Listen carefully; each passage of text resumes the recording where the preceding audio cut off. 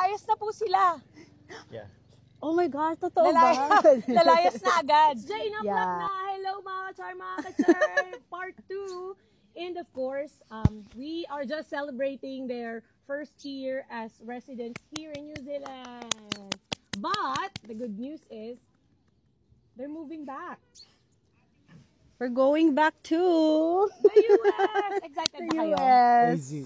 Actually, hindi pa namin to sinishare sa nakakarami. Yes, oo. This is the first time that we're really broadcasting that we are finally moving back to US. Yes, oo. So, konting chismis naman, a little sharing about the, how did you guys manage to waive the 2-year home residency? So, going back dun sa, nag-a-apply kayo before. Yeah, before. So like, cause during I think we started applying for the waiver on our 4th year as J1. Yes, Cause, oo. Yeah, Because we were thinking it will take 2 years for Yes, the result oo. to come out. True. So we were preparing. So, we were hoping actually na on our 5th year there's gonna be a result already. But because it's taking really for a really long Long time, I think more than 2 years, more. It's good, thank you, Lord.